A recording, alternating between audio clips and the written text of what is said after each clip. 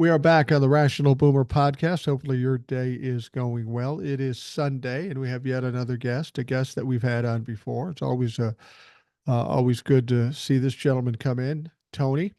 Uh, Tony is in South Carolina, and he always has an interesting point of view. He's former military. He works with kids. He works with animals. He's a better human than I. I sit here in my ass and talk about politics, but you're out there, you're older than I am, and you're out there working your ass off. And I'm doing what I've always done, sit on my Well, ass and talking. you're doing me a favor. I don't work that hard. I do work at the things that I love working at. So for those that don't know, I teach lightsaber combat at a school in Aiken, South Carolina. It's a city program. It's one of the few in the country. We do have a Facebook group. We'd sure love anybody to join and support my teens. I constantly make videos and post the videos of what they're doing. I'm not as good as a lot of video editors because I'm old, but I put music to them at least, and I can speed things up and slow things down and put some text in there. That's about the limit of what my technical skills are.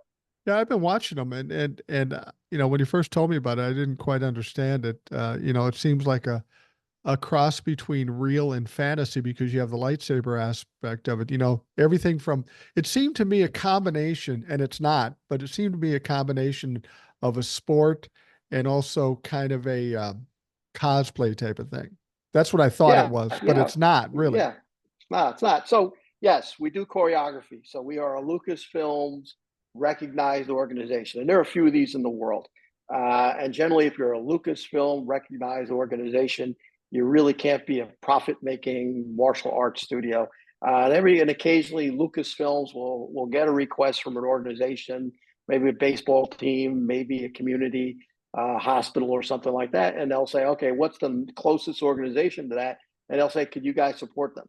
So for my school, we actually have a choreography team, and we'll wear costumes. I'll put on a costume, and once I take my glasses off with a black costume, I kind of look the part of a bad guy, and we'll go out and do it. The last one we did was Green Jackets, which is I think it's a pro team, semi-pro team for the Atlanta Braves.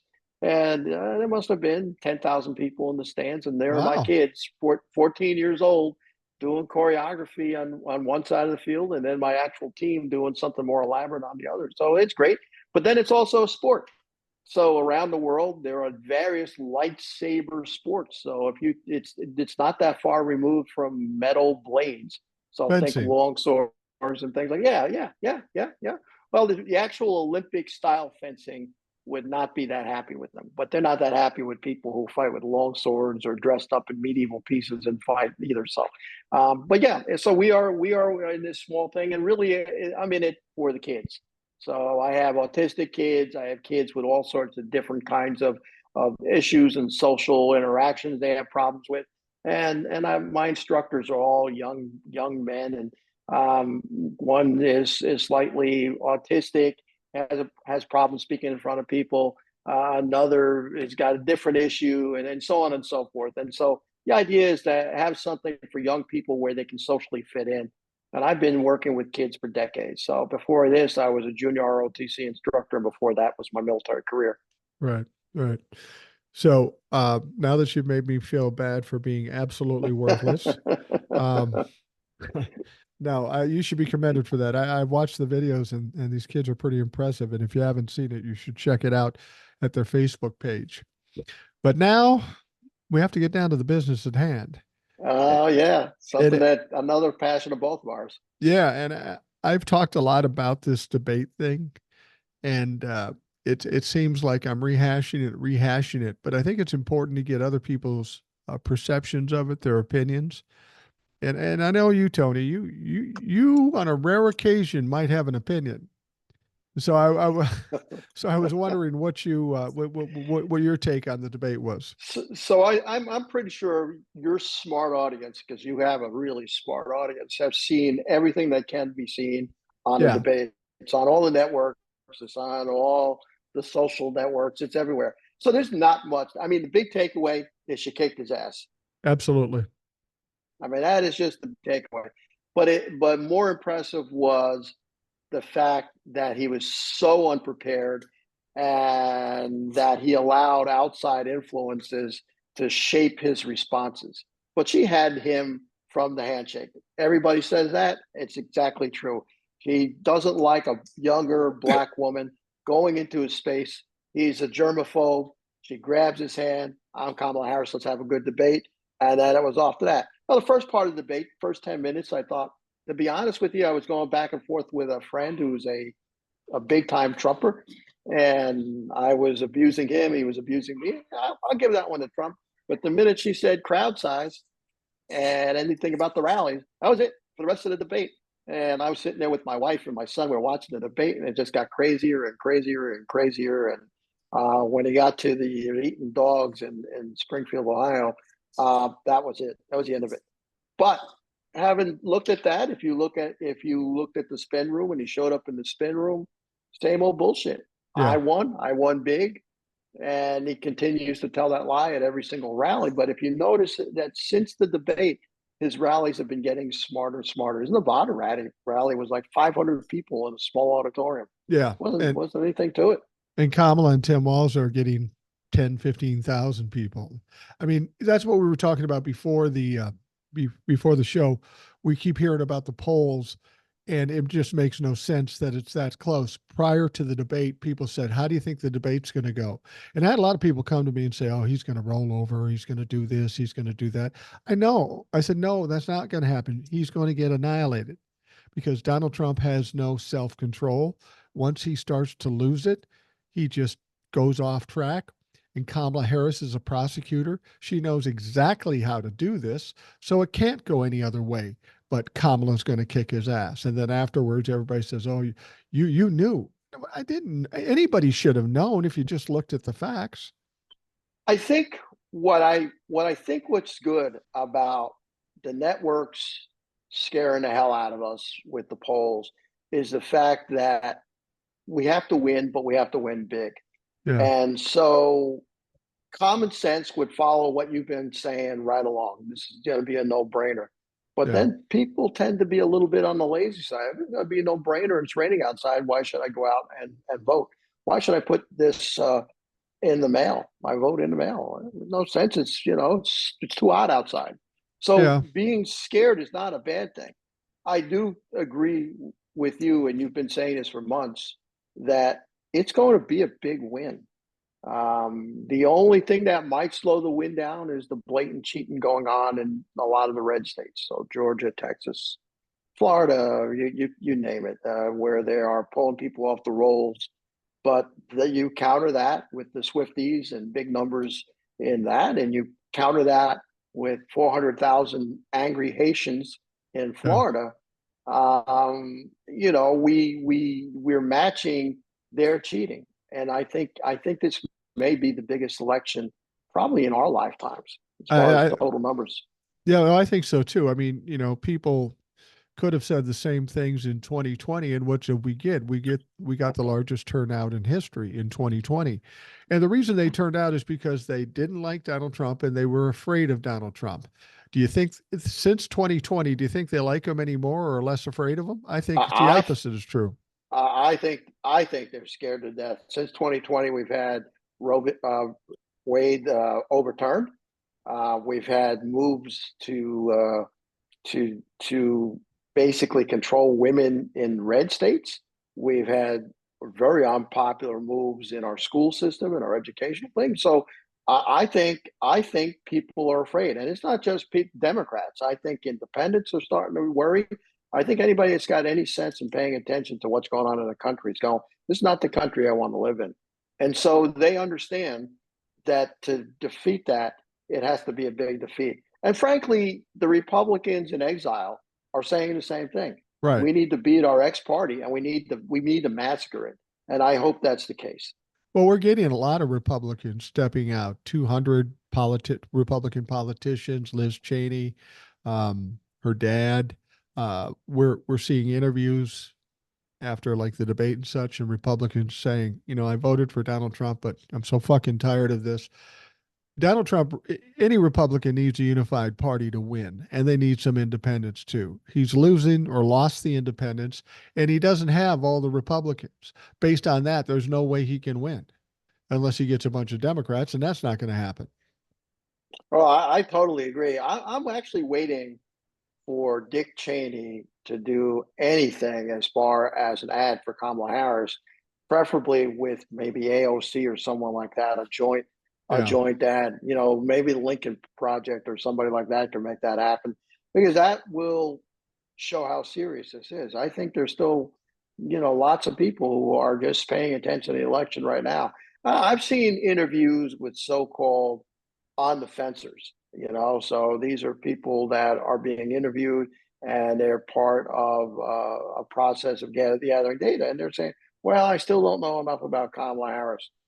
And in the same breath, they go, well, I don't like, Trump's personality. So I can't.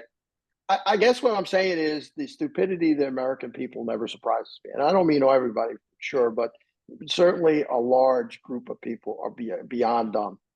I'll be honest with you, and maybe I'll offend some people, but over the last 4 years of doing this, I think I've offended a couple people now and again, and I'm fine with that.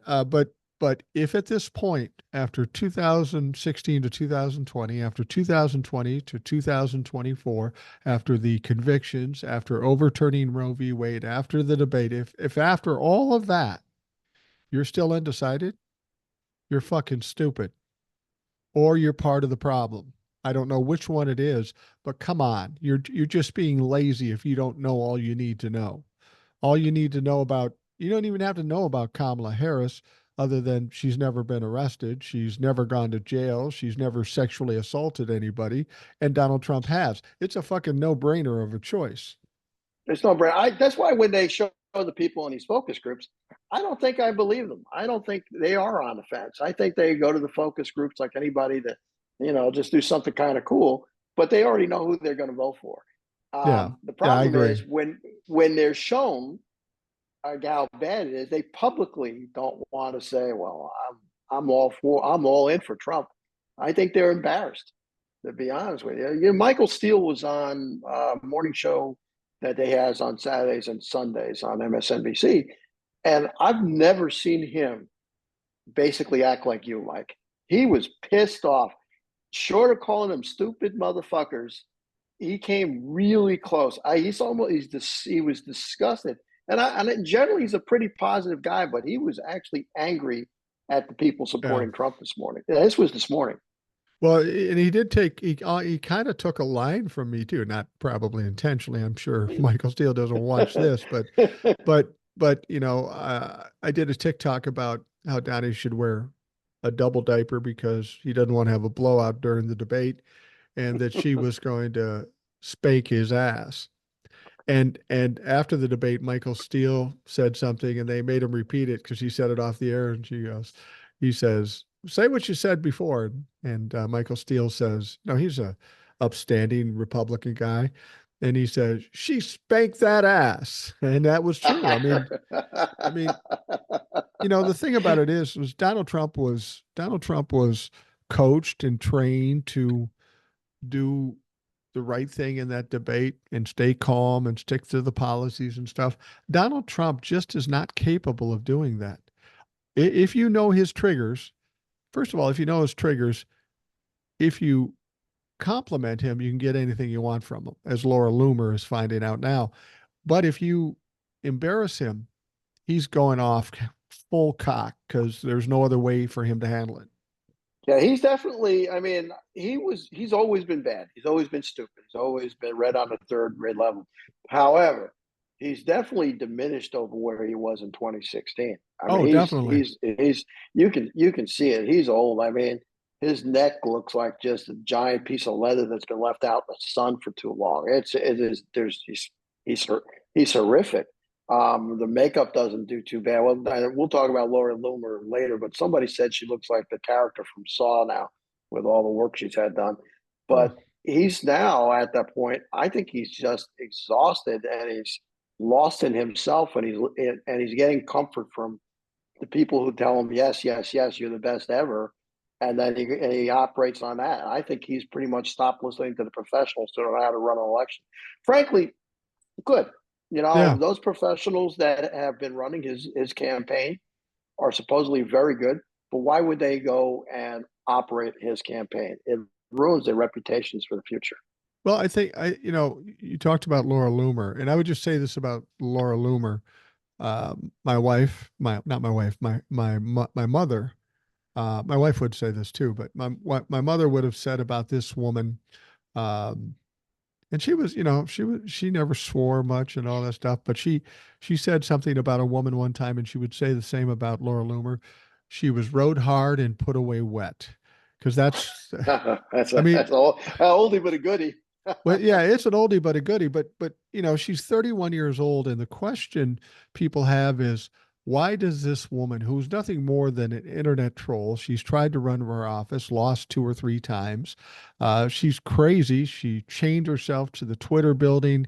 She said some very racist stuff, and she's not ashamed of it. She says all this shit out loud, and then Donald Trump ends up repeating what she said, this 31-year-old nobody, and he's repeating it. Why do you think she has this influence over him? And I know I have a take on it too.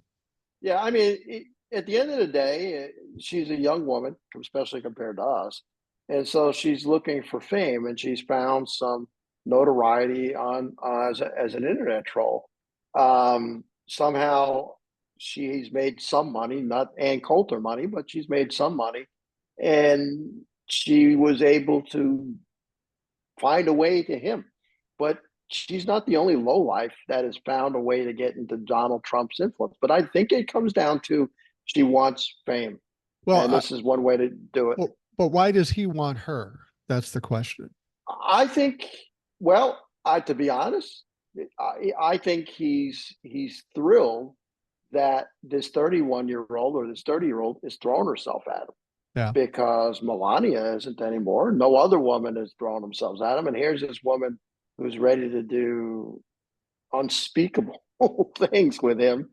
And he's projecting in his mind, he's projecting, look at me, I'm almost 80 years old and I've got this 30-year-old as my courtesan. I mean, that's what I think. I think it's all about ego. You And know, that's his problem. He's just driven by ego. you got to wonder, the idea of sex between those two just doesn't even make sense, because he's not capable to walk down a ramp. I can't imagine him performing in a sexual way. But do you think he uses Desitin or Bengay for lubricant? That would be the thing. I don't know. I mean, you go by what Stormy Daniel said about his package, and his package has probably not stood the test of time since those days. But the fact is that this woman certainly seems capable of servicing some physical and emotional needs for him that he's no longer getting from anybody else. Or just for ego's sake, as you were saying. I'll tell you why I think she's influential right now. Because she'd been spewing all this stuff, and of course she caught Donald Trump's attention at one point, and he wanted to hire her on the campaign. Now the people in the campaign aren't as stupid as Donald Trump. They go, no, no, we're not hiring this woman. We're not hiring this woman. Well, now all of a sudden she's here. This is what I suspect. I suspect things are going along and they're not going well for Donald Trump. So he's a little angry at the people that are the professionals around him. And he's gotten to the point where he's so nervous and so flailing. He's saying, fuck you guys. I'm just going all in. And Laura Loomer's in, and bring her in. And she tells him all the things he wants to hear. They tell him a lot of things that are true, but he doesn't want to hear them. He'd rather hear lies from Laura Loomer than the facts from the people that are trained to do this. I think Donnie Trump just found somebody who's willing to fawn over him and tell him what he wants to hear. He's the greatest guy. He's going to win the election, all this stuff. I think that's what it is. I mean, Donald Trump's not a smart man. He's much like a dog. You give him a treat and he'll fucking follow you around everywhere. And that's how he is. And that's all Laura Loomer had to do. Well, in one of your TikToks today, you call him a child, and that's what he is. He's a 4-year-old, 5-year-old child emotionally. and that's what he's driven by. He's driven by his id. He really belongs on a couch somewhere with a Freud type psychiatrist to try to undo the damage that's been done since he was a kid. But it's undoable. He's just going to have to pass away into the bins of history. But you're exactly right, and she's willing to fawn over him while standing around naked. I mean, it doesn't hurt. I was watching on TikTok, and there's a guy named Mr. Johnny Stearns. He's a guy I follow. He's a political guy, very good. And he had a take on this thing with Donald Trump and Laura Loomer that I hadn't thought about it, but I think it's brilliant. I'm trying to figure out how this woman is going to take him down. Is she going to say something outrageous? Well, she's already done that, and it's not taking him down. He's just riding along. But in my youth, and probably in your youth, and maybe in the youth of your wife and my wife, you had those occasions where you dated that crazy woman or that Yeah, crazy guy, you know? I married her. But then it goes south, you know, it goes badly. And this woman or this guy just doesn't walk away. They're going to burn down the house behind them. So they're going to be talking shit to the press. They're going to be filing charges. It'll get crazy. And you know, she's 31. She's got to worry about how to make money well after Donnie's dead. So while she'll never see him as president, she can't take him for all his money because Letitia James and E. Jean Carroll have already done that. So she's taken this experience to be able to write and speak on it for the rest of her life and make money off that bullshit. But and we know Donald Trump with relationships isn't good. And just recently somebody was pushing him about Laura Loomer. He says, well, you know, I don't really know her that well. Well, she sits next to you on your private plane everywhere you go. That's bullshit.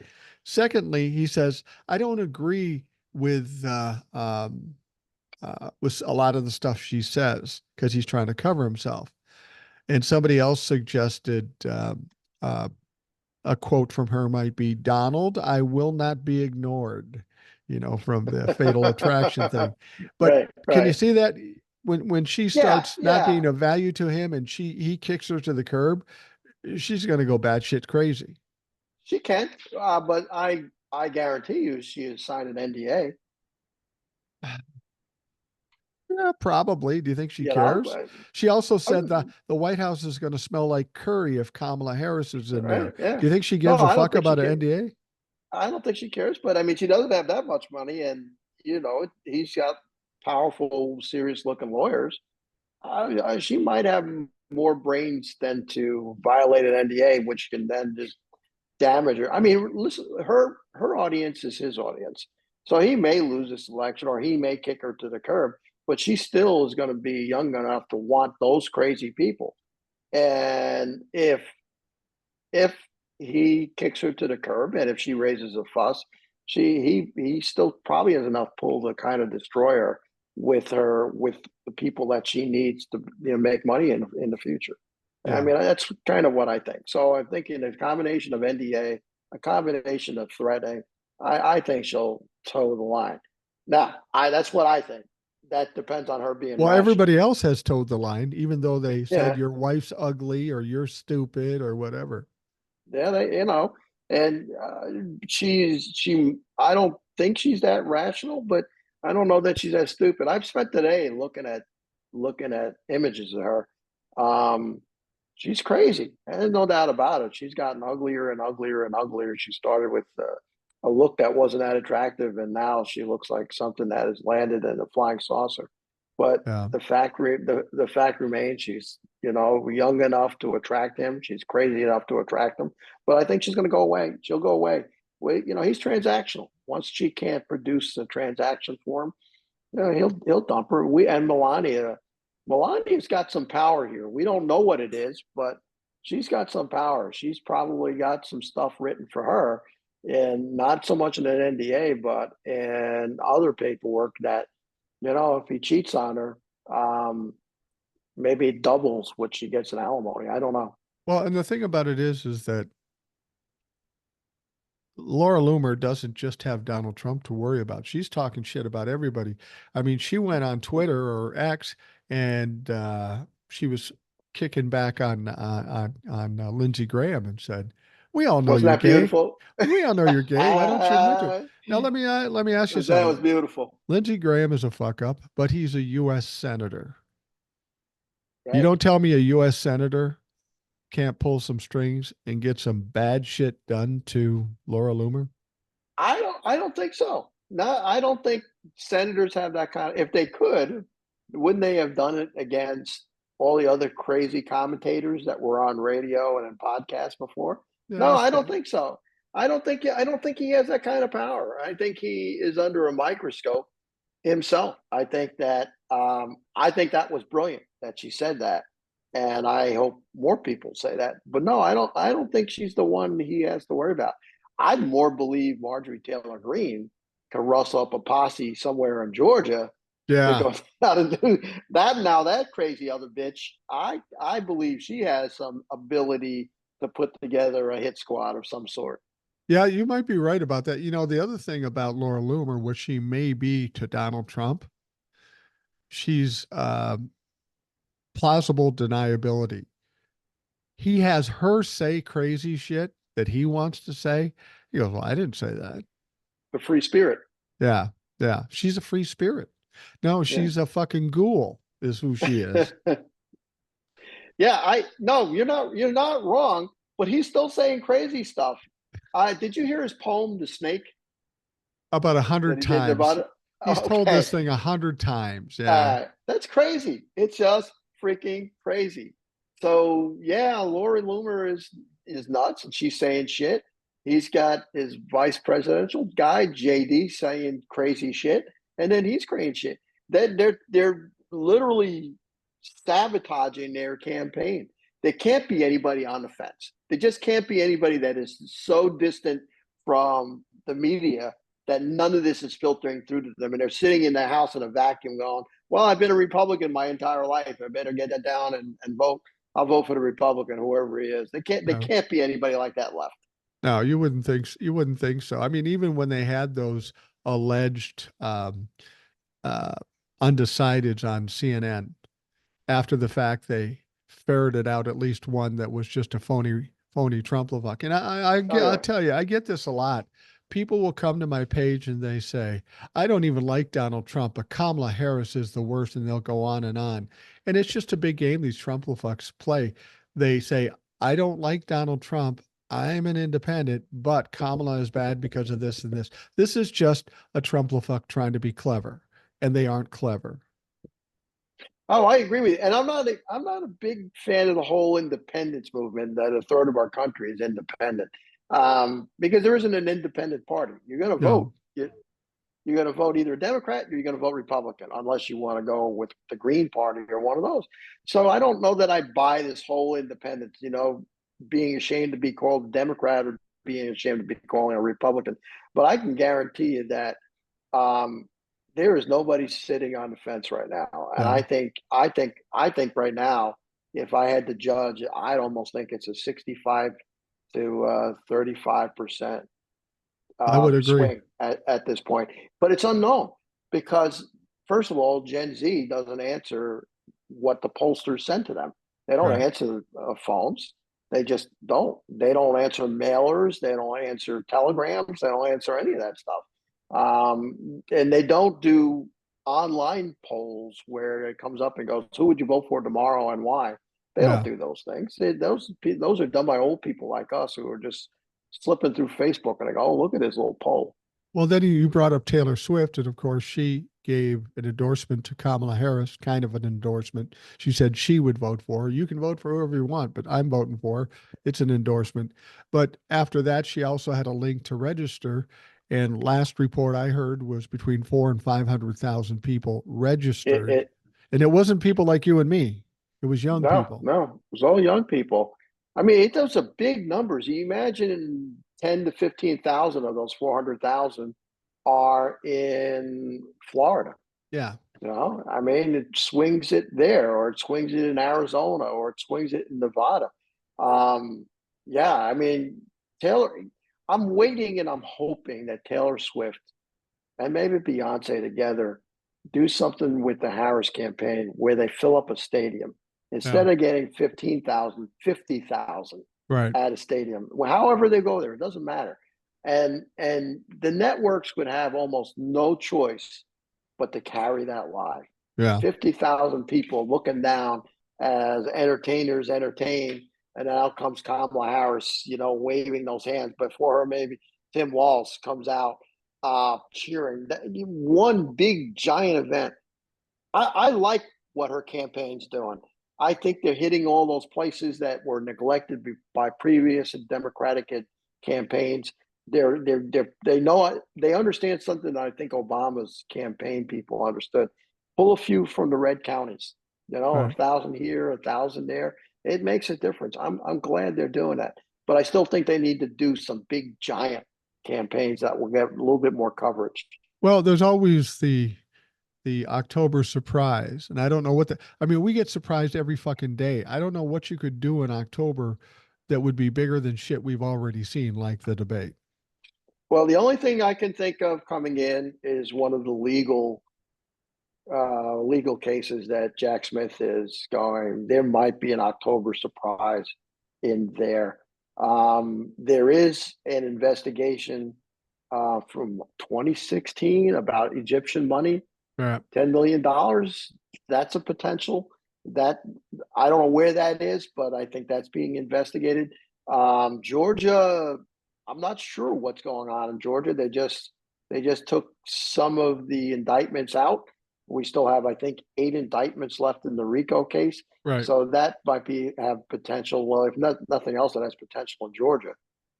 Well, here's something we do know. On September 26th, there's going to be 2 court issues for Donald Trump. First of all, they're going to start the appeal, opening arguments for the appeal in Letitia James' lawsuit for $450 million.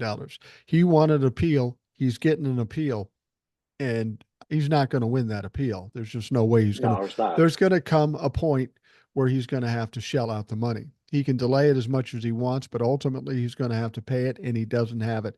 Secondly, on the 26th, same day, Jack Smith is filing a brief regarding his new superseding indictments, and it's supposed to be packed full of new evidence that we haven't seen. Can you imagine this? With all we know about that situation on January 6th, there's more evidence, and I it's I coming, I and it's coming a month and a half away from the election. I'm there for it. That could be your October surprise. The more evidence about the January 6th. That has been the fantastic news. Look, he kind of screwed himself up. He delayed Yeah. in a stupid manner because now it's all coming up. And the Supreme Court could have killed that and made it go away even worse than they did. But I think it's going to come back just in enough time to affect the election. So, well done to Jack Smith to not let this bone go. Well, I just heard something that Congress is going to do an investigation into that decision by the Supreme Court. I don't know what, if anything, that can do other than expose these people for some of the stupid shit they do. But there's going to be an investigation in that immunity decision. I don't know what they expect to do. I don't think I don't think they could do anything. They could pass a law, I guess. Well, actually, they can't even pass a law because it takes two houses to do it, the Senate Right. and the House of Representatives. No, I mean, what are they going to do? Discredit the Supreme Court? Can't discredit it more than it is. Exactly. We can only hope, and she hasn't spoken to it really, that Kamala Harris makes the Supreme Court and puts it higher on their agenda. That Yeah. ought to be like day one stuff. What are we going to do with the Supreme Court? And that because everything else stems from their ability to affect decisions made by any law passed by Congress. I think I think she's going to be in the shape to do it. They keep saying that the Democrats are at a disadvantage in the Senate. I really don't see it that way. I think Ted Cruz is in jeopardy in Texas, and I think Scott's in jeopardy in Florida.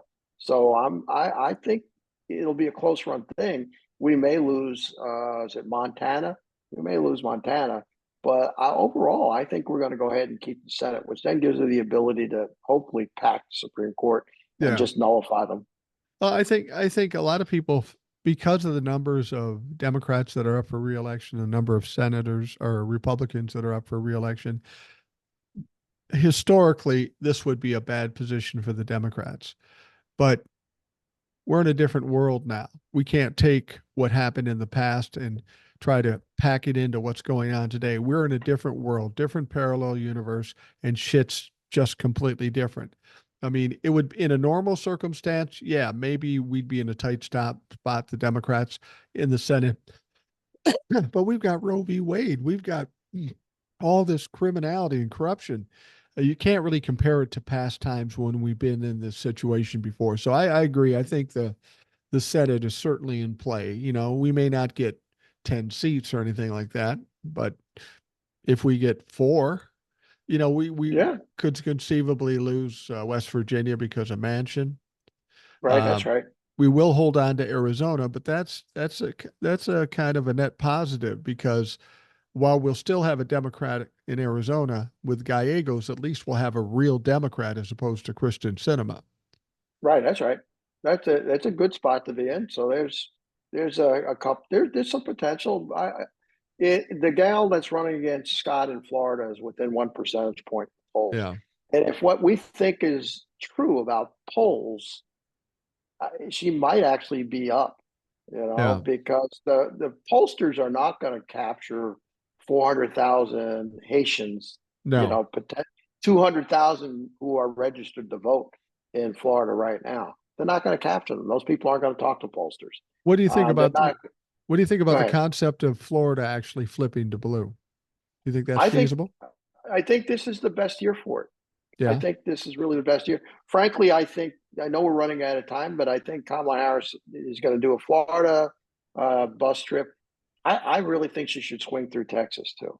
We've got, absolutely. where I think, and really she needs to sit in Texas for maybe 3 or 4 events. I know it's painful, but there's opportunity this year. If we can at least dump Ted Cruz and make it all worthwhile. We may not ever do anything else in Texas, but we get rid of Ted Cruz, that is well worth doing. And I don't hear Texas being mentioned. Frankly, I have yet to hear anything said about the Supreme Court. As far as when I'm elected, I'm going to do something. I haven't heard her say that, and I haven't heard Tim Walz say that, and I'm not sure why. Maybe you have some ideas on that. Well, one of the things I've said before too, there's a lot of issues around Donald Trump, around the government, around Kamala Harris. And I think we're at this point, we're in the home stretch. When you have a lot of things you have to deal with, sometimes the better play is to focus on the one big thing, get that done, and then it's going to be easier to deal with all the other bullshit. I've had people say, I'm worried about the Supreme Court. Don't worry about the Supreme Court. We're less than 2 months away from the election. Let's get that done. Let's get that Right. fixed. And then we can worry about the Supreme Court. If it was two Do, years out, that'd be a different deal. yeah. Do you think it's because if she talks about the Supreme Court, that she would annoy the Republicans that have been running for her?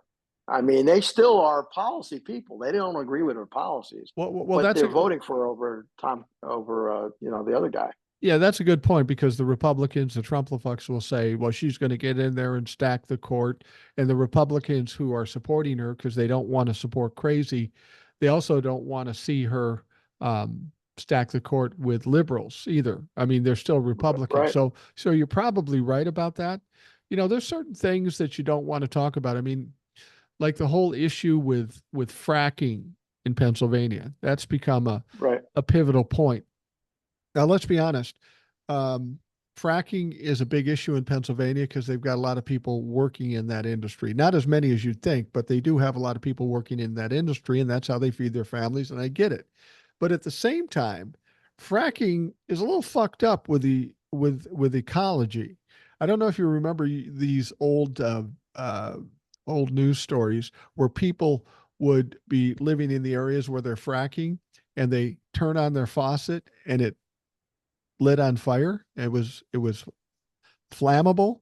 So it does some pretty fucked up shit to Yeah. to Well, it uh, the causes earth. it causes earthquakes too, because Yeah. you're removing solid oil and replacing it with a lighter water, in some cases, and you're changing.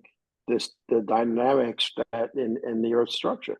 But the fact is, unless we have an alternative to oil, um, it's too soon, Yeah, and we need to be, listen, I'm an environmentalist, but we need to be an oil producing country for the foreseeable future. sure. And we can't go all electric for a lot of other reasons, because that's environmentally dangerous as well, as you're trying to pull lithium from some of the worst places in the world to make electric vehicles. So, it's we need the technology in place, the infrastructure in place to be able to replace oil with, I don't know, electric vehicles. And until that happens, we need to be an oil producing country. We can no longer run the risk of being at the mercy of OPEC or Russian oil or anything like that. Well, Kamala Harris is in an interesting situation. Everything is going her way. Everything is running pretty well. She's well received. People like her, but she still has to walk a tightrope a little bit. There are certain areas that she doesn't want to go too far astray from because That's it would right. open up possibilities for the Republicans to say, oh, see, she wants to stop fracking. She's got to stay within the limits just to keep as many people happy. Now, once the election's over, then she can go a little wider. She still has to appeal to everybody, but I think that's the one thing about Kamala Harris when I watch her, when I watch how she must have prepared and did that debate. Um, there's a huge difference between the Kamala Harris campaign and the Donald Trump campaign. Now, the Donald Trump campaign may have just as many strategies and many uh, planning whatever they're going to do, but they've got a wild card. Donald Trump won't do anything he doesn't want to do. He doesn't prepare. He doesn't do anything. Kamala, on the other hand, is a technician when it comes to preparing and doing what she does. And you put those two things together, the slob is going to fucking lose every time. Yeah, I mean, she's only doing what she's been trained to do as a prosecuting attorney. You Right. can't be a prosecuting attorney without putting the time in to have your case made. You have a jury that you have to convince. In this case, her jury is the 300 million Americans in the United States, and and the voters. And Right. she's doing what she's been trained to do. That's why she's outstanding. If you go back and you think about it, there are people that may be smarter than that, like Buttigieg might be smarter than her. Newsom in California might be smarter, but she's had the perfect job training to run a campaign, and I will see what happens when she's president.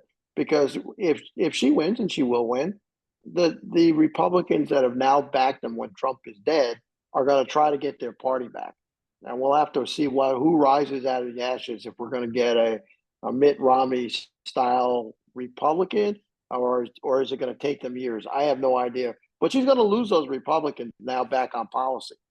Yeah. So it once she's in office, if she has both sides of the Congress, she should do every progressive thing she can possibly think of and get it all done then. And one of those is put as many Supreme Court justices on there. Don't listen to Biden. Don't go off of tradition. It is now warfare, and get as much as you can. It's the Ukrainians going into Kursk right now. A big surprise. Okay, I got elected. Oh, by the way, I'm a progressive, and that's where Obama failed. Yeah. Obama came in, and we said, wow, we got this great African American, and he is going to be so progressive. And he ended up becoming Clinton in his Yeah. own way. He would. He couldn't get anything done.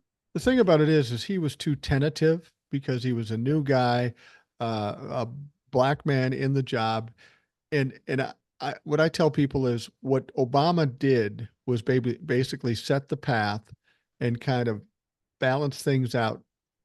I personally think Kamala, if she's president, when she's president, she's going to be thought of as a better president than Obama. Not I agree because with that. she's smarter or better than Obama, but it's the times. We're in a position now where big changes can be made and she's going to have the support. She's going to be able to do a lot more and she's a little less tentative about things. She's more deliberate. And I think that's what Right. we need right now. Right. She has an example. Obama set an example. Obama tried to be all things to all people. Let's bring the country together. The bottom line is you are what your values are. Get Yeah. in, do what you can. She knows what the right things are. She knows what the right things are for people. And it's not going to make a lot of people happy. And it's certainly not going to make the wealthy happy. And they're going to put all their money against trying to stop her and trying to rebuild the Republican Party and make a lot of noise. So she's got essentially 2 years to get through as much as she can. And again, I'm going to repeat, the very first thing she should do is do something about the Supreme Court. You're right. Don't say anything now. But day one, start thinking about how we pack the court, because anything you do depends on that Supreme Court being on your side when the case comes back up to stop. Oh, I don't know, stop paying for the college tuitions for people that died in the Supreme Court. Absolutely. Roe v. Wade died in the Supreme Court. So you need the Supreme Court, and because you can't get anything done on that. And then 2 years from now, you know how it's going to be. This is the same old cycle. We'll get to the midterms. This great 90 million people who voted for, 90 million are not going to vote in the midterms. We'll be back down to 35 million on our side and maybe 40 million on the other side, because they would have made noise for 2 years. Well, I'm hoping that if she does get a lot of stuff done, that will help buoy her going into the midterms. But again, I'm not going to worry about the midterms. We got to put out the fucking grease fire. Let's just win the first Right. election, then we'll You're worry right. about that. We're going to take a quick break, and we'll be right back. We are back on the Rational Boomer podcast. Tony is with us. It's always a great conversation with Tony. Tony bringing in another guest, and we bring it in for a very opportune. What's her name? Her name is Bella. Bella. She's absolutely Bella, beautiful. yeah. So she's a rescue. She's 9 months old. All my dogs are rescues. So I have two Chihuahuas. One's coming right now. Maybe I'll get a chance to pick her up. I have a Chihuahua. It's the only Chihuahua I've ever met that has never barked in her life. She's another rescue, came from a bad situation. But Bella's previous parent passed away. So an Oh, elderly gentleman.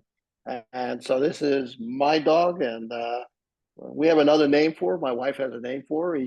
My wife calls her Doofus. doofus. Doofus, That's because rude. that's her person.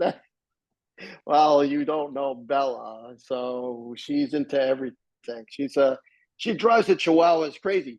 But we were talking about dogs, you and I, just before we came back on, and we said, well, while we're talking about dogs, let's talk about Springfield, where they're eating little critters like this, supposedly according to something. So Bella, for those that know, Bella is a progressive Democratic dog. Yeah. So she's not upset about this whole revelation of this pet eating in Springfield, Ohio. When she heard Donald Trump's voice, her ears went up, and she just looked like this, and she growls like Chewbacca from Star Wars. So she did her roar like that. All right, Bella, down you go, babe. There you So go. when that whole story came out, and make no mistake, people wonder where he came up with that, and it came from Laura Loomer. It Ultimately, did. It it did. came from her, and then he just repeated it. He doesn't know her. He doesn't believe in the shit she says, but he repeats everything she writes, which is fucking crazy.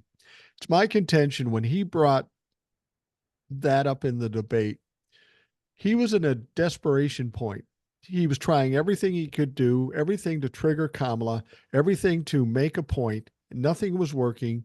So when a narcissist gets to that point, it's scorched earth and burn the bridges, and they just pull anything out of the air because they're panicking, and he's got to get that thing, that zinger that's going to get Kamala, and he just pulled that out because he'd heard it once.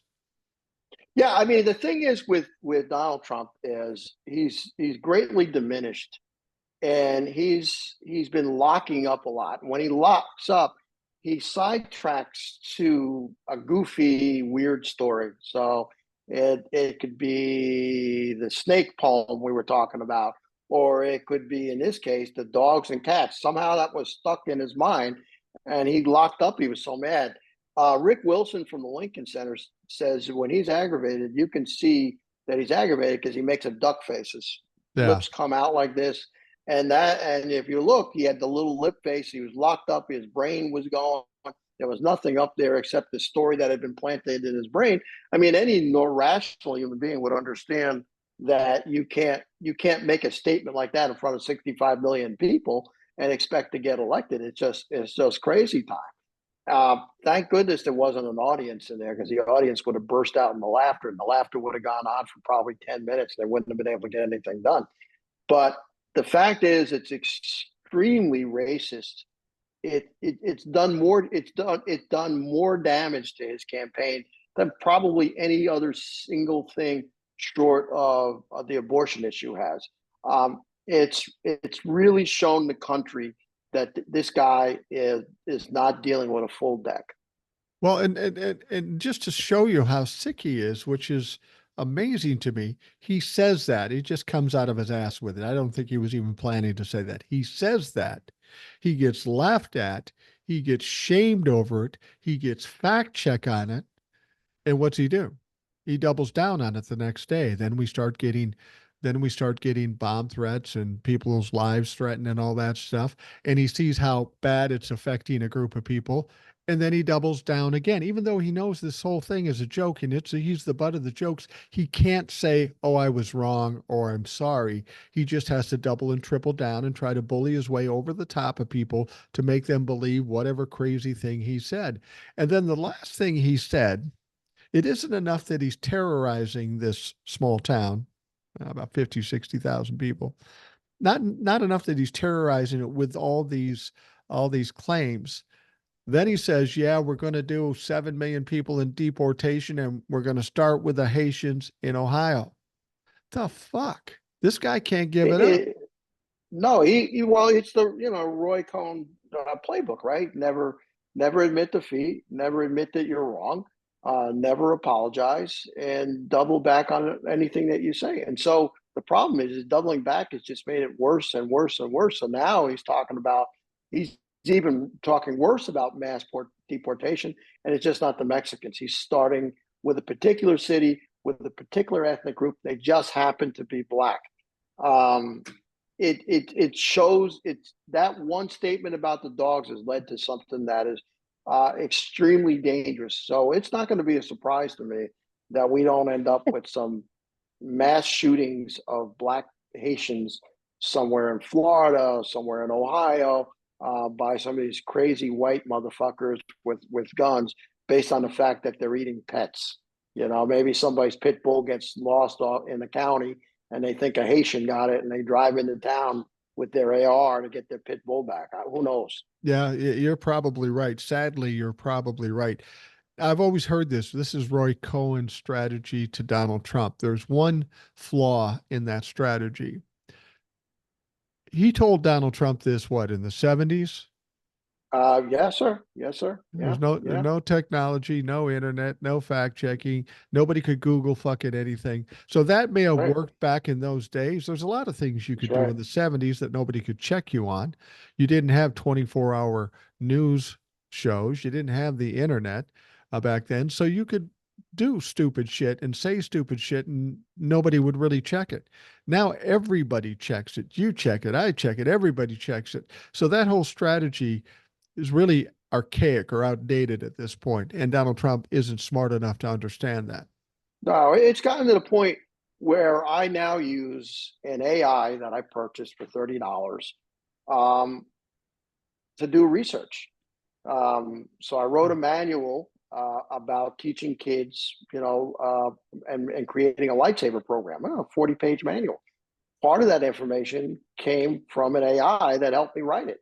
So the AI, this particular AI, their data goes up to 2023. So it knows all about it. If I told it to give me some information about Donald Trump and Roy Cohn in the 70s, I'd get 2 pages of data dump, nicely written, more so than I would get on a Google search. So the technology makes research so much easier and more comprehensive. Now, my son's an English teacher. We've talked often about AI, and he's already seen some signs from his students in high school. But the fact is, you're right. When Cohn was around, there was newspapers. That was it. That was the fastest way to send information out, short of telegraph or the stock exchange kind of information. That was it. But he still uses that playbook, but the playbook makes him sound freaking nuts. If anybody uses that playbook today, it makes you sound, number one, like an evil bastard, but it also makes you sound stupid. Well, and I'm not saying this as an insult. I'm saying this as an observation and a fact. You got to admit, based on what we've seen, we can talk about diminished cognitive abilities, but the man is and has been mentally ill for some time. Just the malignant narcissism and sociopathic behavior, the pathological liar. He is the epitome of a pathological liar. All he does is lie. Uh, This guy has some serious mental issues. No, you're exactly right. And the thing is, when he loses his election, I think that's going to be the last crashing moment. I For anybody else, I would feel pity for them, but because of the amount of damage he's done, I hope he ends up a drooling idiot in a nursing home somewhere where they have to change his diapers. He's too evil to leave on the earth. And I don't mean for anybody to go hurt him, but that's what I think is going to happen to him, and I think that's karma. I've never heard anybody lie so blatantly. And so Like stupidly. don't and so stupidly. You just lost the debate.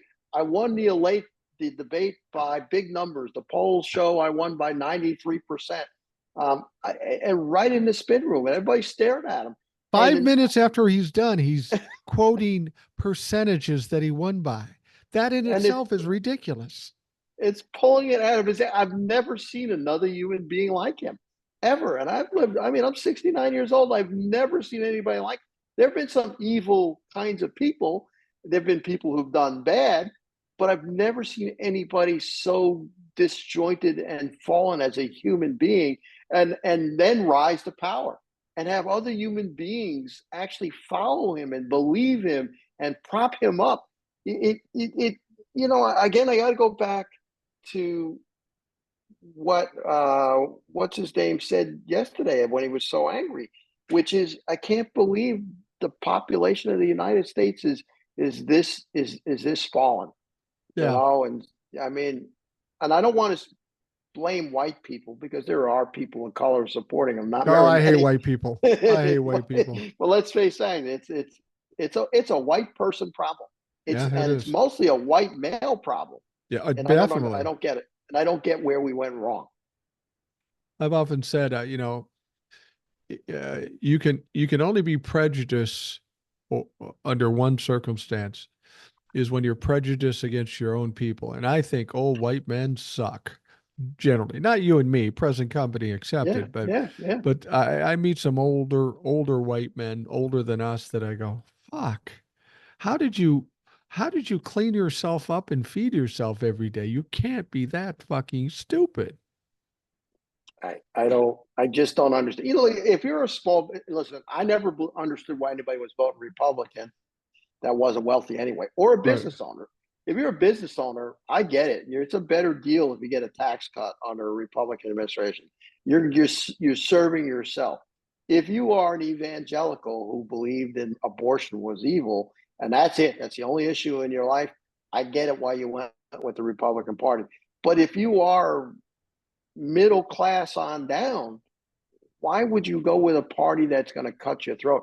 And then Trump comes in and he takes what the Republicans give him, but makes it worse. Yeah. They'll tell him. And so we end up $8 trillion more in debt because of his tax cut.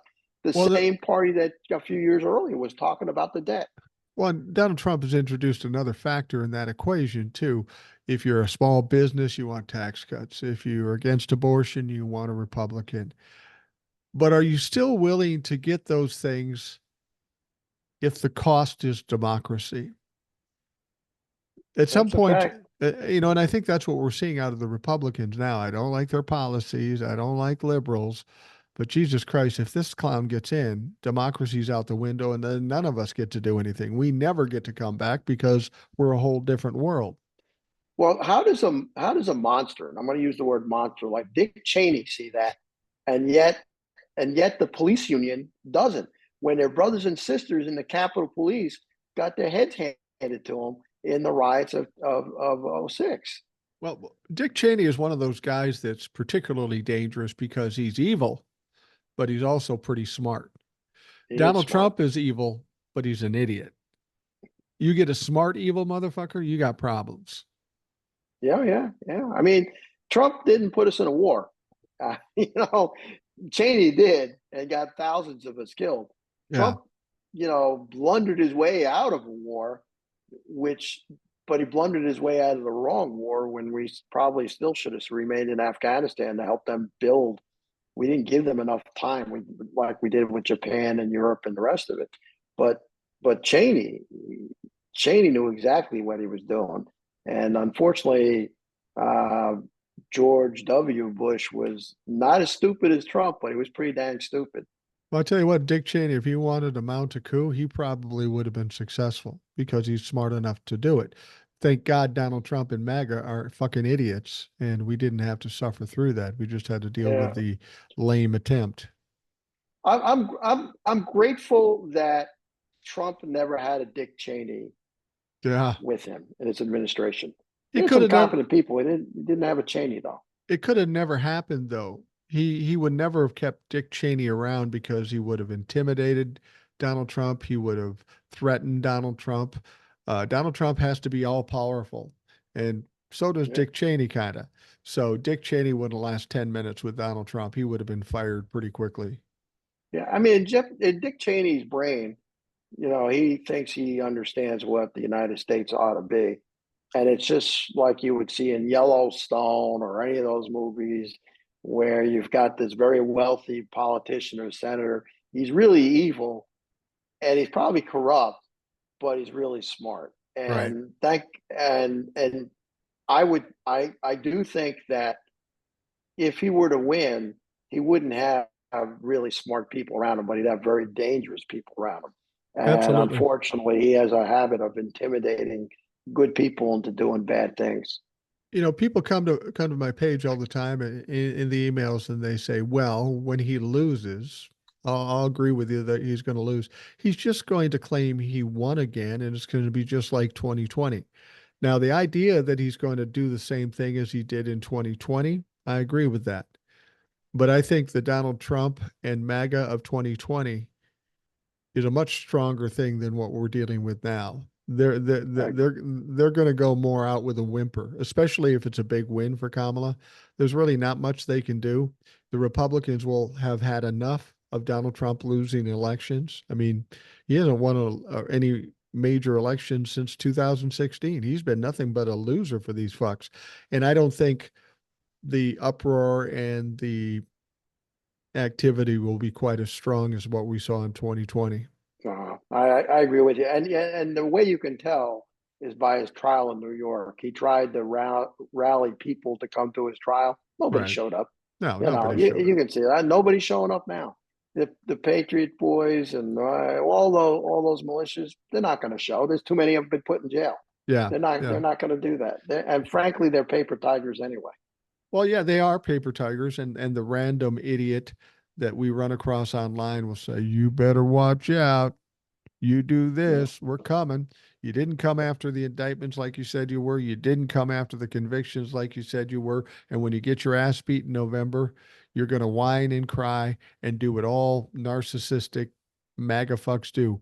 You're going to then become the victim and talk about how mean the Democrats were to you. I've even heard people talk about this right now, people who are Republicans whining that Democrats make fun of them and call them names and aren't nice to them. Well, sorry, motherfucker, you do the things you do, you got to deal with the ramifications of it. They're weak. They are They're they are they weak. really are the snowflakes, aren't they? Oh, they truly And are. and you see it mostly. You see it online. I will say, well, I know, and so do you know a lot of Republicans that are older, our age, and they're not them. They're not on computers. They're not whining. They're going about their daily jobs. They believe what they believe in, and they don't even think they're racist because they grew up in a different time. But they're racist as hell. Well, you and I are kind of oddities or novelties in our age group. the Yeah, fact we that we are. the fact that we are technically adept, that we understand how technology works and that we use technology.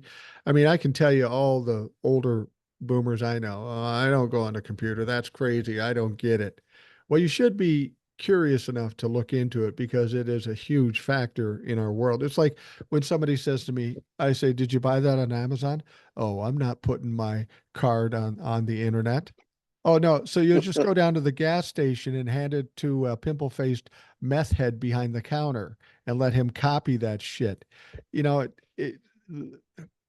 we're the older boomers are really kind of another generation from us, I think. I'm close to being a Gen X, so I kind of got a mixed attitude about it. But some people, they don't want to get involved in anything, and certainly technology, they don't see it as their friend. They see it as evil, and it's like AI. AI thinks everybody thinks it's evil, but there are legitimate uses for it, like you're suggesting.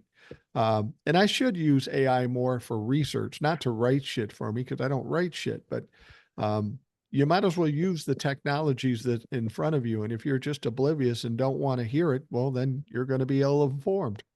Right. And I'm not studying in a school and trying to cheat the school. I'm using it as a tool, just like you would use, a grammar Google. checker on Microsoft Word or Google or anything like that.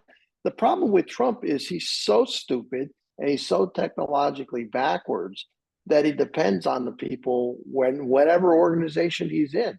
And he's susceptible to whatever people are around him. And he brings in the worst people and they lie to him, Yeah. but they bring him, but they bring him pieces of paper to keep them occupied while they're off putting kids in camps, and separating from their parents on the border. And so he's, useful idiot is too weak of a word for him. And we need a Kamala Harris. We need somebody. I bet you she's smart on technology. I Oh, I bet you bet Tim yours. Walz. I bet you Tim Walz is and he's not. I mean, well, he's not that old, really. He's only 60. Yeah, So they're he's. both I 60. think they're both 60. And they're both not young, but they're both not old. But I think we we've got to turn the page and bringing in a new generation of leaders that understand the challenges that are facing us. And technology is a big thing that is facing us. I'm seeing a lot about robots lately. I don't know, Yeah. maybe because that's coming, and it's not that far away. They already have humanoid robots working at Amazon. Here in South Carolina, there were some humanoid robots working at the BMW plant here. You know, they're going to be hooked up and they're going to have an AI. And we need somebody who can appoint somebody who's smart enough to go, I know about AI, but I need to have somebody in the, as my guy in the Department of I don't know, Department of the Interior or Commerce or one of those, or Department of Transportation, that understands that technology's here, but it's not in there to make money. And the problem is Trump is going to put people in there who are going to use those departments to make them money somehow, some way. And Loomer, she'd probably be his press secretary, Yeah, if she survives probably. long enough. And he's taken advantage by everybody around him. Have you noticed though? And I read this. Have you noticed since the JD Vance thing, his sons haven't been around him? Yeah, that's interesting. And you never see Donald Trump and JD Vance together. You see him and Laura Loomer together more than, but you don't see Donald Trump with Melania. You don't see him with his kids. You don't see him with anybody. I think people are stepping away from him quietly, maybe not in public, but yeah, JD Vance is probably doing the same thing to himself. And it's even dumber for him because he's younger. He's 39 years old. When this is all done and the shit crashes, he's going to be standing there still having to work for another 25 years and figure out how to do that. Now he'll be in the Senate for another 3, 4 years, but after that, who's going to want to touch the motherfucker? Yeah, yeah. His political career is done. Yeah, His son, I think he's banished Don Jr. To be honest with you, for the JD Vance pick. could So be, could be. I think his son is done, and that's what he does. He banishes people that maybe he could use their support around him. Whether maybe they made a mistake in giving advice on one thing, but they might be better for him in another. He's totally isolated within a bubble. It's sort of like when he got to the White House in 2016 and they said he would wander the White House in his pajamas because he had nothing better to do, because he wasn't interested in anything to do with running the government. Right. So he would just wander around at night, look, maybe go to the refrigerator and get a sandwich or something. He's a pitiful, sad person and yet he's running for president, and the polls show him close. It's despicable. Yeah. Well, one of the things I've said too, and want to see what you think about this. We've heard a lot of bad shit about Donald Trump. He's protected because he's a candidate. He's a former president. He's still got some power with MAGA and all that stuff. I have a feeling after the election, he loses big. He loses power. We are going to get hit with a fucking waterfall of shit we never heard about how bad he was. Even Republicans will say, you think that's bad? What about this when he did this in the White House or he said this to that? I think we're going to find out a lot more horrific things by Donald Trump, and he will go down in history not as a bad president, but as an absolute pariah and a fucking joke. Yeah, he's going to be um, with some of the traitors. I mean, Benedict Arnold, yeah. Benedict Arnold, and the people who rebelled in the Civil War. All that he's going to be reviled. Um, History has a way, and historians have a way of pulling the string and gathering information from private papers and different sources. And we have not even begun to see what people are going to publish. McMaster's, who just published a book, I think he whitewashed his time in the White House. I'm actually, as a military person, ashamed of the generals that work for him that are not coming, who know better, who are Yeah. not coming out and endorsing the other side and speaking out about the threat that he represents. I'm ashamed of them. Why are they Um, doing that? Why won't they come uh, out? Is there some rule or something within the military that you can't speak out about no, no, no, anything? no. No. Well, there are things that are classified that, and that includes me. From some of my places, that you sign almost an NDA. You're not supposed to talk about it. So let's just use a far out example. Anybody having to do with UFOs in the government, you know, they don't talk about it. Uh, Yeah. but yet the information eventually is slowly seeping out. For the generals, I think it's more about self-interest. I think they tend to be more Republican in outlook, and they know they don't want to really burn a bridge with the Republican Party. So if they do tell-alls now, it might piss off some powerful people, and that includes defense contractors, that kind of thing. So you were in the military. It's just you and me here. What do you know Yeah. about you? What do you know about UFOs? Spill it. Spill the tea. Not, nothing. Yeah, I wasn't read into that program. Once you go behind the door and you're read into programs, you're not supposed to talk about the programs. And when you do talk about the programs, the government has every right to sue you or every right to put you in jail. Every military person with a top secret clearance is generally read into something they're not supposed to talk about. Things that get declassified. If they were classified when you were in the military, you still can't talk about it, even though they've been declassified. You need to be really careful about the things. There were programs with names. The names were classified. So President Trump, they may have steered him away from the whole UFO thing. I know we've gone far afield from politics, but if there were truly a program dealing with UFOs, do you think they would have read him into that program? Because he hasn't said a single word about it. Right. It's funny. Donald Trump seemingly says whatever comes off the top of his head that he thinks is going to help him. He said something recently in his last rally that he's all for not charging taxes on overtime. I don't even know where the fuck that comes from, but the Republican Party certainly would not be for that.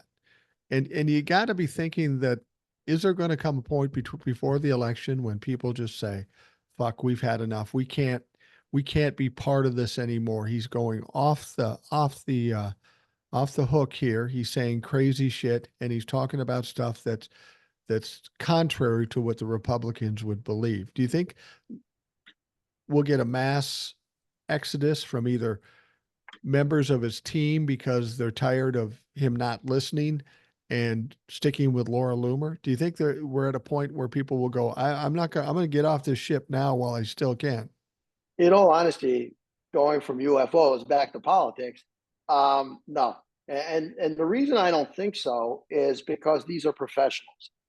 And though they're probably going to go down in defeat, and though the ship is sinking because the candidate they chose to work for is a bad candidate, I don't think they can quit on their own. I think they have to figure out a way of getting fired. That's what I think. Oh, If they, I mean, it would be hard. Bring them some bad news and you get fired. I think they're going to go down with the ship to try to at least preserve the kind of careers that they have. All right, so they lose with Trump, but maybe the next Republican that comes up, there's going to be somebody, and the party is still MAGA, a MAGA party. It hasn't changed. The base is still MAGA.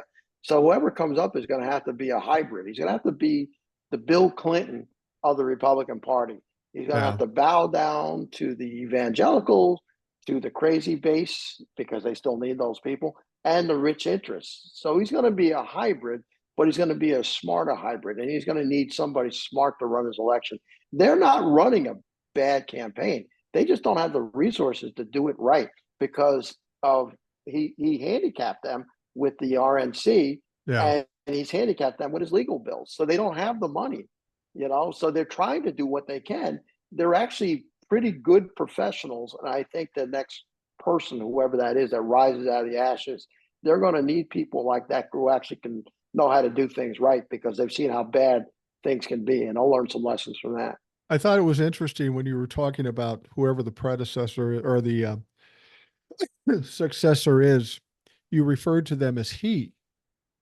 Now, some people might say, "Oh, Tony, you're being sexist. It could be a woman." I say, "Hold on a minute. We're talking about the Republican Party. It's a long time before they're going to put up a woman. Nikki Haley never had a chance of being a candidate. They don't want somebody of color. They don't want somebody of the female gender. They're that locked into white males right now. And so you're absolutely right. Whoever they get next is going to be a white guy. There's no question about it. And frankly, if you look at the Republican Party, there ain't many white guys that are worth a shit on the Republican side. No, there's nobody left. I mean, there's some unknown congressmen. There's probably a couple senators that might run. Might be a couple governors. What's her name up in South Dakota? I think it is. Oh, She's a possible. the one that shoots Yeah, dogs in right, a right, gravel pit. right. Yeah, it should be That might, perfect. yeah, but that might have. I mean, the party's going to be reduced. It's going to be a long time for them to bring somebody up that can unify their party again because he's fractured it.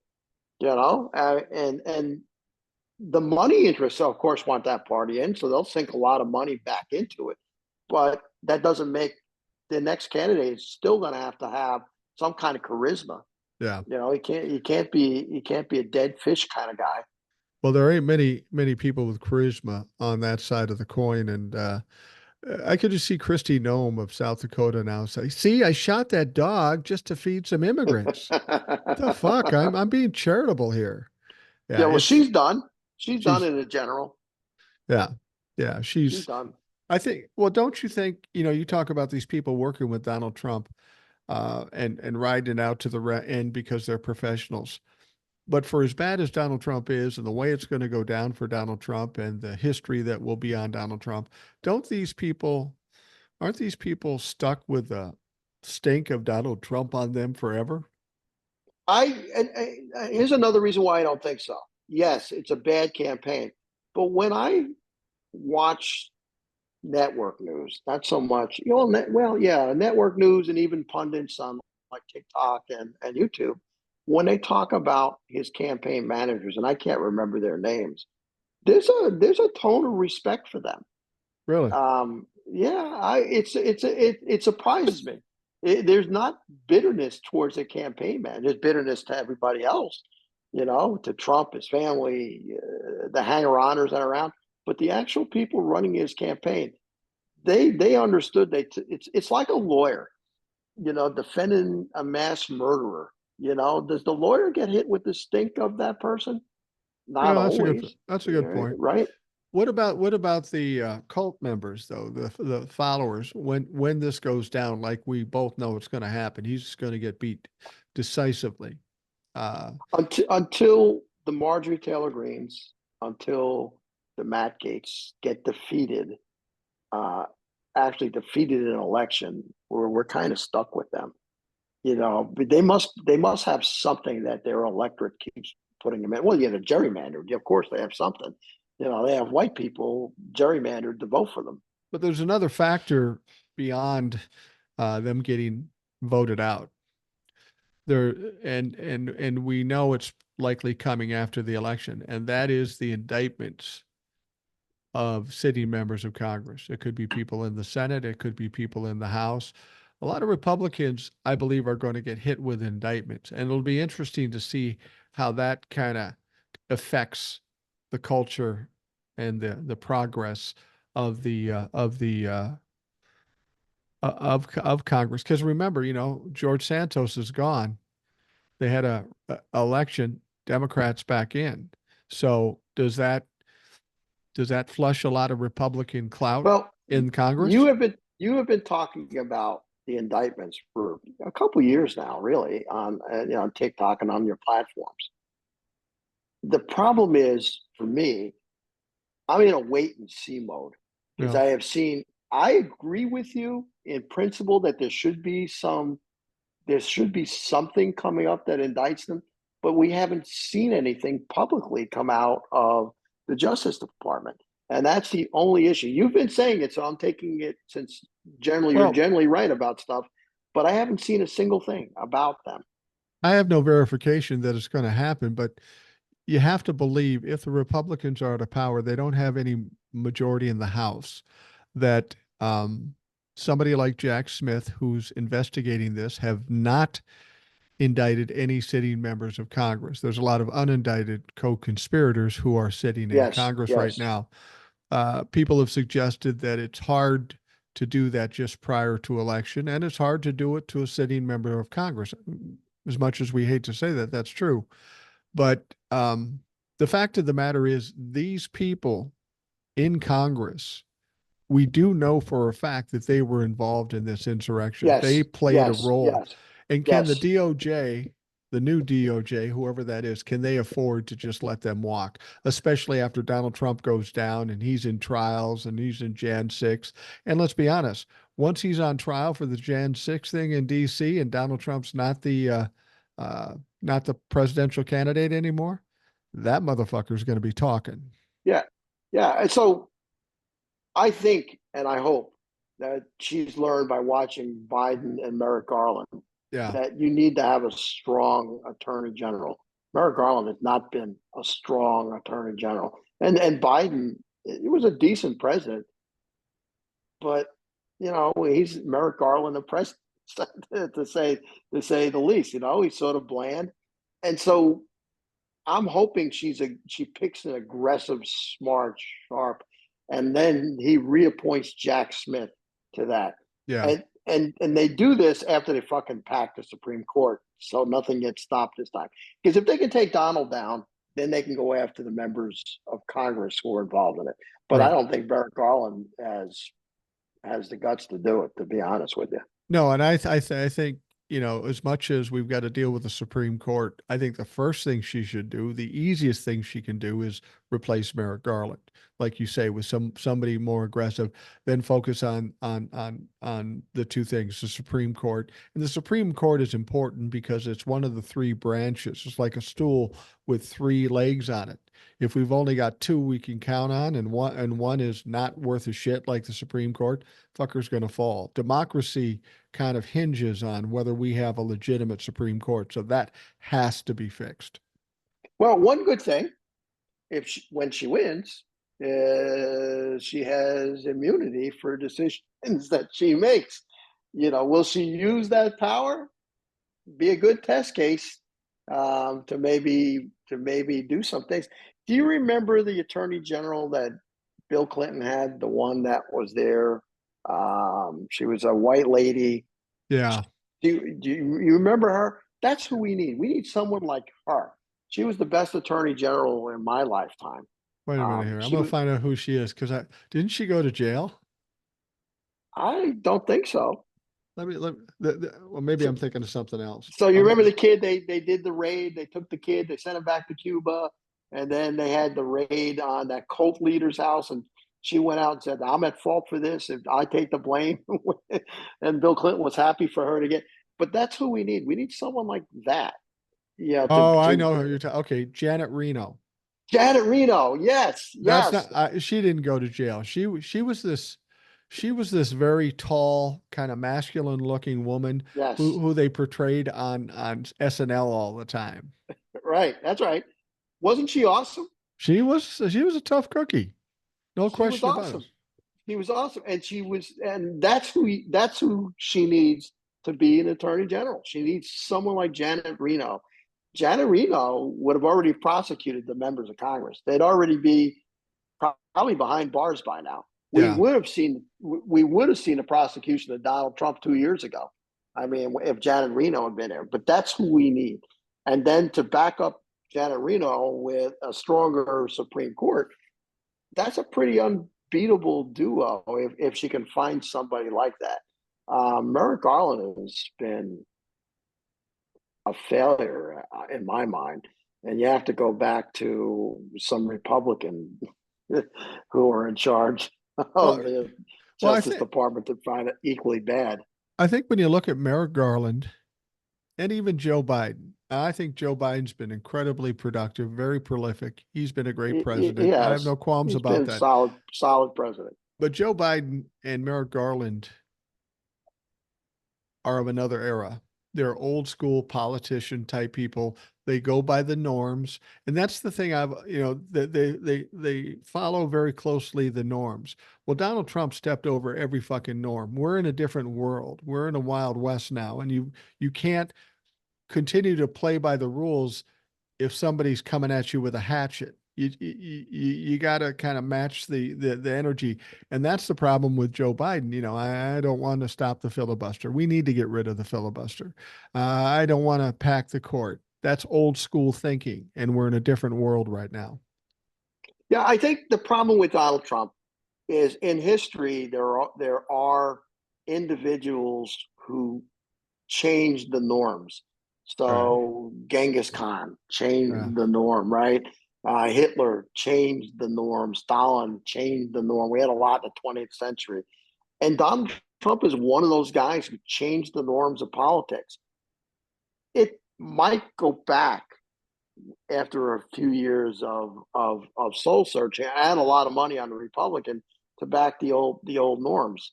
So maybe the Biden way and the Merrick Garland way may come back in fashion. The old-fashioned way of shaking hands with other senators and having some drinks after work in the Congress. Maybe that'll come back. Maybe the party will stop putting money towards the crazies that they do. You and I will be And dead by that time, though. I know it's just wishful thinking. I'm trying to go to Oz, and it's not working. Yeah, absolutely.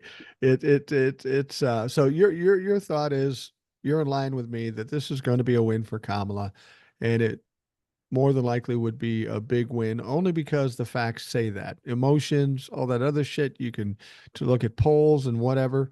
But the facts are the facts. You got the absolute worst presidential candidate in history, and maybe one Yep, of, if not the best presidential candidate in history. You throw yep, in Roe v. Wade, you throw in 34 convictions. yep. It can't be any other way.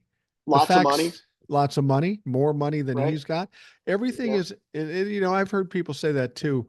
The money is probably how much money they have is probably a bigger determining factor of winning than polls are. Because yeah. this is something where people go into their pockets and they say, I want to support this person.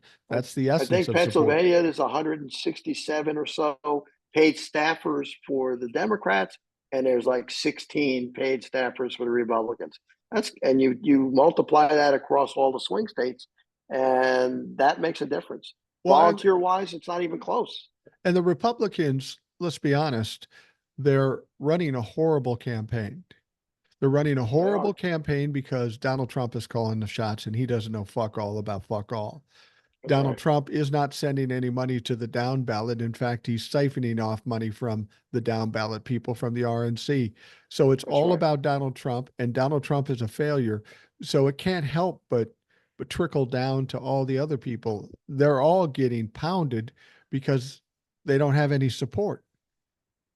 Well, the only thing that is helping them is they still have lots of billionaires, the Koch brothers organization, that are putting money into the down ballots. That's money we don't normally see publicly. We're not getting that from the pundits, either on social media or in the news media. We have no idea how much dark money is flowing into local campaigns for senators and congressmen and all the rest of it, just at the local and state level. Well, the thing about it is if you get $100 million from one rich guy or $10 million from a million poor people, I'd rather go with the 10 million and the 10 million votes as opposed to, because he's still just one vote. Well, and you're right, but where we're off is where's that money going to? So the money is going to for the from the big majority of people into the swing states, and they gave some money to local Democratic operatives across the country, but it wasn't a ton. And but the billionaires have entire organizations sinking money into those local elections so that they can keep legislatures across the country. But you can tell they're having money problems. It's not going to hold out very long because what they've done, they've cut back on all the more blue states. They're only focused on those swing states. They're only putting money into those swing states. Everybody, everywhere else, Kamala is outspending them by a ton. So they're putting their last hope in those swing states. And I don't know that they're making any gaining any ground. They're Right, but you're running talking short of money. about but you're talking about running short of money, the RNC, correct? Yeah. Yeah, I'm talking about super PACs not affiliated that Well, belong to the true. Koch brothers, True. that they're sinking money that's outside of the Republican Okay. Party into local races so that they keep the legislatures in, well, as many states as they can. So we're not seeing that money. That money is not being reported in the media at all. Do you And think there's a lot of it. do you think these people have already written off Donald Trump and Oh, yeah. they're focusing Yeah. on state Oh, legislatures? yeah. Oh, yeah. Yeah. They're not giving money to Donald Trump. He's got some people, he's got a couple billionaires that can give a lot. He's got an Elon Musk. He's got something like that. But like the Koch brothers network is not giving any money to Donald Trump. Well, And that's a lot of millionaires. you say Elon Musk, Donald Trump says Leon Musk. I don't know which one it is. I like Leon better. Yeah, I Leon do Musk. too. I thought he had a Yeah. brother, an evil twin, or a lot more evil twin. Well, we're at that point, Tony. We're going to wrap things up for the Rational Boomer podcast. I want to thank you Yes, for sir. coming in. It always makes it a fun and easy conversation when you come in. Yeah, we were all over the place from UFOs to, dogs to Leon Musk, and on and on. So we were not as focused, but really we had the debate and that was it. And Yeah. since the last time I talked to you, and everything else is about campaigns and polls. So there's not a lot. And the Loomer thing is only a few days old. You can only beat that one to death so much. So we gave the audience a cute dog. We gave them some UFOs. We There you gave them go. a little Well, a little of everything. whenever I get somebody new coming on the show, it's always funny to me. So, what are we going to talk about? What topics do you want to go? Where are we going to go to when this? I don't fucking know. We're just going to turn the shit on and talk. And that's what the show's about. It's not about, overproduction. We were talking about somebody else that does a podcast and they got graphics and stuff like that. You know what? And I guess I could do that. I've got a background in production too, so I understand how that all works. But the whole point of this was I want it as normal as possible. I don't want to be putting on a show per se. I mean, we do, but it's just people talking. And when you get into that heavy production shit, it delays how quickly you can get things out. You and I are recording this at about 11 o'clock my time, about 12 o'clock your time. Within an hour, this will be out for people to hear. And I think that's more valuable than spending hours trying to Well, make it pretty. absolutely. Every podcast that I listen to, and I listen to a lot of political podcasts, is just a few people sitting and talking to each other. There isn't, and they're on Zoom. There's not Yeah. a lot of graphics, and so if they're savvy and they're paying attention, you're going to have an interesting conversation. If it's been poor news and there's not a lot of new stuff, yeah, maybe not be so good. but folks that are pretty smart manage to make it entertaining anyway. Absolutely. Absolutely. Well, Tony, thank you very much. It's getting late for Yes, you. sir. Yes, sir. And you're an older man. I don't want to keep you Yeah, up all night. and my wife's on travel, Oh, so you're so going out my clubbing yeah. now, right? No, I'm going to bed with my three dogs, my two chihuahuas and my dogs.